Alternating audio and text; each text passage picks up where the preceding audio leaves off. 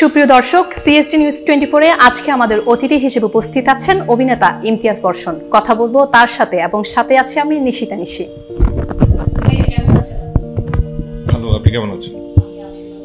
আপনাকে বলতে গেলে তো সবাই চিনি, তো সবার দর্শকের সাথে আসলে কেমন পেয়েছেন, কেমন পাচ্ছেন এবং ভবিষ্যতে কেমন আশা করছেন? আমি অপটিমিস্টিক মানুষ, যারা এইসব আমাদের মতো যারা শিল্পচর্চার সাথে জড়িত থাকেন ওরা সবাই একটু অপটিমিস্টিক হয়। আমি সবসময় আশাবাদী। আমি চাই যে দর্শকের সাথে সময় সম্পর্কটা ভালো হবে, ভবিষ্যতে আরো অনেক বেশি ভালো হবে। ঈদ উপলক্ষে আপনার কি কি কাজ এসেছে?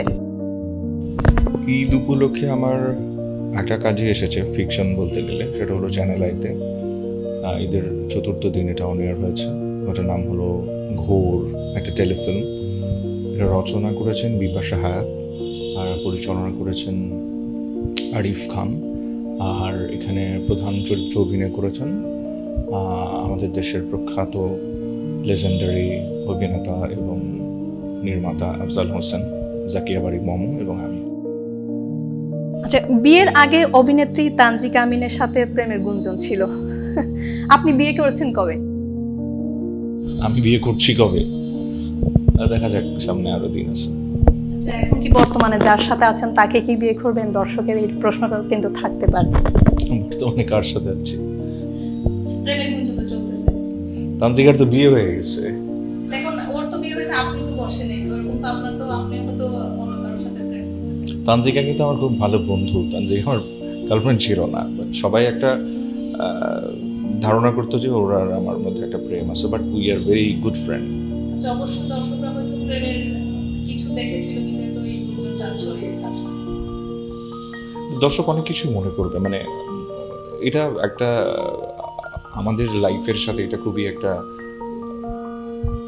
খুব কমন একটা প্র্যাকটিস আর কি।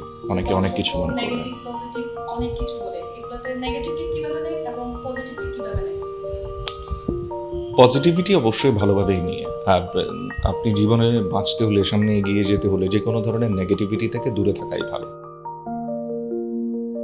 আপনি সম্প্রতি সাউথ কোরিয়া গেছেন, এই সিনেমা নিয়ে পরবর্তী প্ল্যান কি? পরবর্তী প্ল্যান, সাউথ কোরিয়া গেছে ওটা একটা ফেস্টিভ্যালে, ইয়াসো শহরে একটা ফেস্টিভ্যাল ছিল, ফিল্ম ফেস্টিভ্যাল। ওখানে আমাদের একটা ছবি স্ক্রিনিং হয়েছিল। ওই ছবিটা নিয়ে আমাদের আরও একটা দেশে যাওয়ার আমরা ইনভাইটেশন পেয়েছি, অস্ট্রেলিয়াতে। এটা হয়তো বা এই বছরই যাওয়ার সম্ভাবনা আছে। আচ্ছা, আপনার সামনে কি কাজ আসতেছে?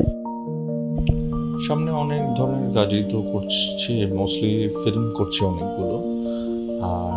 আর একটা প্রজেক্টে কাজ করছি, এটা হইচইতে আসবে প্রবাবলি কোরবানির ঈদে।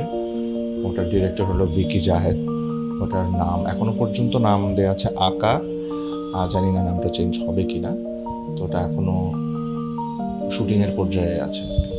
আচ্ছা, যদি বলি অভিনয়, আসলে অভিনয় লাইফটা কেমন? অভিনয়ের journey, it's all about learning, observing any things. এই শিক্ষা, পর্যবেক্ষণ, আপনার ইমাজিনেশন, আপনার মনোযোগ, সব কিছু এটার সাথে জড়িত।